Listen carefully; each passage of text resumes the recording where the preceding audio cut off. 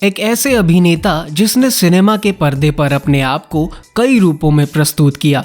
असफल प्रेमी के रूप में उन्होंने विशेष ख्याति पाई, लेकिन ये भी सिद्ध किया कि हास्य भूमिकाओं में वे किसी से कम नहीं हैं।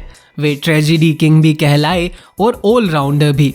उनकी गिनती अति संवेदनशील कलाकारों में की जाती है, लेकिन दिल और दिमाग के सामंजस्य के साथ उन्होंने अपने व्यक्तित्व और जीवन को ढाला। इंडियन फिल्म हिस्ट्री से मैं भूपेंद्र आपका स्वागत करता हूं। इस खास एपिसोड में आप जानने वाले हैं ट्रेजेडी किंग के नाम से मशहूर अभिनेता दिलीप कुमार के बारे में। कैसा रहा उनका फिल्मी सफर और उनसे जुड़े कुछ रोचक तथ्य, चलिए जानते हैं। दिलीप कुमार का जन्म 11 दिसंबर 1922 को पेशावर ब्रिटिश भारत में हुआ था, जो कि अब पाकिस्तान में है। दिलीप कुमार का असली नाम मोहम्मद यूसुफ खान था। जी हाँ, दिलीप के परिवार की बात करें तो उनके पिता का नाम लाला गुलाम सरवर था, जो उस समय के जमीन और फलों का कारोबार किया करते थे। उनकी माँ का नाम आयशा बेगम था। दिलीप के अलावा उनके 11 और भाई बहन थे। दिलीप ने अपने स्कूल की पढ़ाई बोर्डने स्कूल, नासिक डिस्ट्रिक्ट, महाराष्ट्र से पूरी की थी। दिलीप ने अपने स्कूल की पढ़ाई पूरी करने के बाद साल 1940 में अपने पिता के कहने पर पुणे में जाकर फैसला लिया था। उन्होंने पुणे जाके एक कैंटीन के मालिक से मुलाकात की थी और आर्मी क्लब में सैंडविच की एक छोटी सी दुकान खोली थी। मुंबई से अपने घर वापस लौटने के दौरान दिलीप के पास उस समय लगभग 5,000 रुपये बचत के रूप में थे। साल 1943 में दिलीप को डॉक्टर मसानी ने बॉम्बे टॉकीज की मालकिन और फिल्मों की अभिनेत्री देविका रानी से मुलाकात कराई थी। देविका ने दिलीप को महीने के 1250 रुपये तनख्वाह के साथ काम पर रखने का फैसला लिया था। उसी दौरान दिलीप की मुलाकात अभिनेता अशोक कुमार के साथ हुई थी, जिन्होंने दिलीप के अभिनय की तारीफ करते हुए उन्हें अभिनेता बनने का सुझाव दिया था। यहीं से शुरू हुआ था मोहम्मद यूसुफ खान का दिलीप कुमार बनने तक का सफर। देविका रानी ने दिलीप को यूसुफ खान नाम बदलकर दिलीप कुमार नाम रखने का सुझाव दिया था। दिलीप कुमार ने अपने अभिनय के व्यवसाय की शुरुआत साल 1944 से की थी।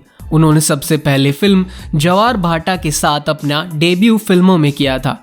इस फिल्म में उनके किरदार का नाम जगदीश था। फिल्म में मुख्य किरदारों को मृदुला रानी, शमीम बानो, आघा, विक्रम कपूर, के.एन. सिंह, मुमताज अली और दिलीप कुमार ने अभिनय किया था। इसके बाद 1945 में उन्होंने फिल्म प्रतिमा में अभिनय किया था और साल 1946 में मिलन नाम की फिल्म में। साल 1947 में दिलीप ने एक हिट फिल्म में अभिनय किया था जिसका नाम जुगनू था। इस फिल्म में उन्होंने अभिनेत्री नूर जहां के साथ काम किया और फिल्म के निर्देशक शौकत हुसैन थे। फिल्म को दर्शकों ने बहुत पसंद किया था। साल 1948 में ही दिलीप कुमार ने एक और हिट फिल्म में अभिनय किया था जिसका नाम शहीद था। इस फिल्म के निर्देशक रमेश सहगल थे और फिल्म में दिलीप ने राम नाम का किरदार अभिनय किया था। इस फिल्म को भी दर्शकों ने बेहद पसंद किया। इसके बाद उसी साल उन्हें फिल्म नदियां के पार, मेला, घर की इज्जत, अनोखा प्यार जैसी फिल्मों में अभिनय करते देखा गया था। दिलीप को बी मित्रा द्वारा निर्देशित फिल्म शबनम में देखा गया था। इस फिल्म के मुख्य किरदारों को दिलीप कुमार, कामिनी कौशल, जीवन और श्यामा ने अभिनय किया था। फिल्म ने बॉक्स ऑफिस में बेहतरीन कमाई की थी और इसी के साथ दिलीप का नाम हिंदी फिल्मों में मशहूर हो चुका था। इसके बाद उसी साल दिलीप ने फिल्म अंदाज में भी अभिनय किया था और उनकी ये फिल्म सुपरहिट रही। साल 1950 की बात करें तो दिलीप पहले ऐसे अभिनेता बने थे जो अपनी एक फिल्म के लिए 1 लाख रुपए चार्ज किया करते थे। साल 1951 में सबसे पहले दिलीप ने फिल्म तराना में अभिनय किया था। इस फिल्म में उन्होंने डॉक्टर मोतीलाल नाम का किरदार अभिनय किया और फिल्म के निर्देशक थे राम दरयानी। इसके बाद दिलीप ने फिल्म दाग और संग दिल में अभिनय किया था। इन दोनों फिल्मों में से फिल्म दाग को दर्शकों ने ज्यादा पसंद किया था। इसके बाद दीदार, देवदास जैसी फिल्मों में गंभीर भूमिकाओं के लिए मशहूर होने के कारण उन्हें ट्रेजेडी किंग कहा जाने लगा। साल 1960 में आई फिल्म मुगले आजम में उन्होंने मुगल राजकुमार जहांगीर की भूमिका निभाई। राम और श्याम में दिलीप कुमार द्वारा निभाई गई दोहरी भूमिका आज भी लोगों को गुदगुदाने में सफल साबित होती है। साल 1960 में दिलीप ने फिल्म कोहिनूर में अभिनय किया था, जिसमें उन्होंने युवराज राणा देवेंद्र प्रताप बहादुर उर्फ कोहिनूर नाम का किरदार अभिनय किया था। फिल्म के निर्देशक S.U. सनी थे और फिल्म में दिलीप ने अभिनेत्री मीना कुमारी, लीला चिटनिस और कुमकुम के साथ अभिनय किया था। फिल्म को दर्शकों द्वारा बेहद पसंद किया गया था। साल 1961 में उन्होंने हिट फिल्म गंगा जमुना का निर्माण किया और अभिनय भी किया, जिसमें उन्होंने और उनके वास्तविक जीवन के भाई नासिर खान ने शीर्षक भूमिका निभाई। फिल्म की सफलता के बावजूद उन्होंने इसके बाद किसी भी फिल्म का उत्पादन नहीं किया। ब्रिटिश निर्देशक डेविड लैन ने उन्हें 1962 के ब्लॉकबस्टर अरब के लॉरेंस में शेरफ अली की भूमिका की पेशकश की थी। हालांकि दिलीप कुमार ने इसका हिस्सा होने से मना कर दिया। 1960 के दशक के मध्य में बॉक्स ऑफिस की एक छोटी सी अवधि के बाद जब फिल्म राम और श्याम में उन्होंने 2 अलग अलग जुड़वा बच्चों की दोहरी भूमिका निभाई, सबसे बड़ी बॉक्स ऑफिस हिट रही थी। राम और श्याम की सफलता ने नए मकाम बनाए और इसी फिल्म के कई रीमेक भी बने थे। शहीद, अंदाज, आन, देवदास, नया दौर, मधुमती, यहूदी, पैगाम, मुगले आजम, गंगा जमुना, लीडर तथा राम और श्याम जैसी फिल्मों के सलोने नायक दिलीप कुमार स्वतंत्र भारत के पहले 2 दशकों में लाखों युवा दर्शकों के दिलों की धड़कन बन गए थे। सभ्य और कुलीन इस अभिनेता ने रंगीन और रंगहीन सिनेमा के पर्दे पर अपने आप को कई रूपों में प्रस्तुत किया। असफल प्रेमी के रूप में उन्होंने विशेष ख्याति पाई। लगभग 2 दशक तक जब सिनेमा में राज करने के बाद 70 के दशक में जब अमिताभ बच्चन और राजेश खन्ना जैसे कलाकारों की एंट्री हिंदी सिनेमा में हुई, तो इन्हें फिल्मों के ऑफर मिलना थोड़े से कम हो गए थे। इस समय दिलीप की जो फिल्में आई वो भी इतनी ज़्यादा सफल नहीं हो पा रही थी। इसके बाद दिलीप ने 5 सालों तक का लंबा ब्रेक ले लिया और 1981 में मल्टी स्टारर क्रांति फिल्म में धमाकेदार वापसी की।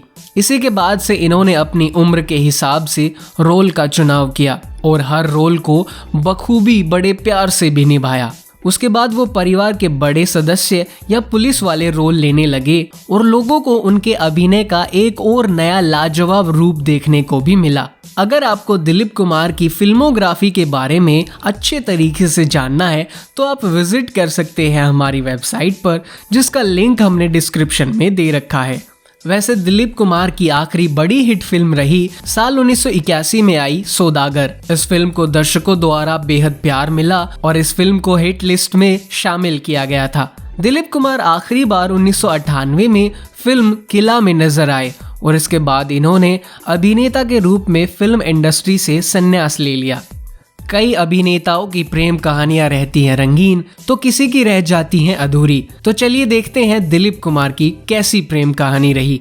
दिलीप कुमार का नाम सबसे पहले अभिनेत्री कामिनी कौशल के साथ जोड़ा गया था। उन दोनों ने एक दूसरे के साथ कुछ समय बिताया था, जिसके बाद दोनों ने अलग होने का फैसला जल्द ही ले लिया था। कामिनी के बाद अभिनेत्री मधुबाला के साथ भी जोड़ा था। दोनों ने कुछ फिल्मों में एक साथ अभिनय किया था, जहां से इनकी जान पहचान आगे बढ़ी। इसके बाद दिलीप ने अभिनेत्री सायरा बानो को भी डेट किया था और उनसे साल 1966 में शादी की थी। जिस समय दिलीप कुमार और सायरा बानो की शादी हुई, उस समय सायरा बानो 22 साल और दिलीप कुमार 44 साल के थे। जब लोगों ने अखबारों में ये पढ़ा कि दिलीप सायरा से शादी कर रहे हैं तो वो चौंक गए। वैसे उनका चौंकना स्वाभाविक ही था, क्योंकि शादी से पहले दिलीप कुमार ने सायरा बानो के साथ एक फिल्म भी नहीं की। दोनों में ना दोस्ती थी और ना ही मिलना जुलना था। इस शादी ने सायरा को अपने वक्त के सबसे बड़े अदाकार की बीवी बनने का मौका दिया। सच तो ये रहा कि बाद के दिनों में सायरा को अपने आइडियल स्टार के साथ गोपी, सगीना, बैराग, दुनिया जैसी सुपरहिट फिल्मों में काम करने का अवसर मिला। दिलीप कुमार की देवानंद और राज कपूर दोनों से दोस्ती थी, लेकिन राज साहब से उनके बड़े नजदीकी रिश्ते थे। दोनों ही पाकिस्तान के पेशावर में एक मोहल्ले, एक ही सड़क के रहने वाले थे। बिल्कुल भाइयों जैसा रिश्ता था। देवानंद थोड़ा अलग किस्म के शख्स थे, लेकिन उनके साथ ही दिलीप कुमार ने दोस्ती निभाई। साल 1980 में दिलीप कुमार का दिल अस्मा रहमान पर आया था और उन्होंने उनसे शादी की थी। दिलीप की ये दूसरी शादी केवल 2 साल तक ही चल पाई और साल 1983 में उन्होंने अस्मा को तलाक देने का फैसला लिया था। फिलहाल दिलीप अपनी पहली पत्नी सायरा के साथ मुंबई में रहते हैं और आपको बता दें दिलीप कुमार के कोई बच्चे नहीं हैं। दिलीप कुमार को हिंदी भाषा के अलावा उर्दू, पंजाबी, भोजपुरी, मराठी, अंग्रेजी, बंगाली, गुजराती, पश्तो और फारसी भाषाएं भी अच्छे से आती हैं। दिलीप को उर्दू भाषा में अच्छी पकड़ होने की वजह से उन्होंने स्क्रिप्ट लिखने का काम भी शुरू किया था। अब चलते हैं उस सेगमेंट की ओर जिसका आपको इंतजार था, जहां आप जानेंगे दिलीप कुमार से जुड़े हुए कुछ रोचक तथ्य। दिलीप कुमार ने फिल्म इंडस्ट्री में 6 दशक से भी अधिक समय तक काम किया है और इन्होंने पहला और सबसे अधिक फिल्म फेयर अवार्ड भी अपने नाम किए हैं। उन्होंने सायरा बानू को उनकी जन्मदिन की पार्टी में पहली बार देखा था। वे उनकी सुंदरता से आकर्षित हुए थे। उनकी सुंदरता से आकर्षित होकर वे सायरा जी को अपनी फिल्मों में अभिनेत्री के रूप में देखने का मन बनाने लगे और उन्होंने सायरा जी को शादी के लिए प्रपोज भी कर दिया था। इनकी कोई संतान नहीं है और अभी भी उनकी बीमारी में सायरा जी उनकी सेवा बहुत शिद्दत से करती हुई नजर आती हैं।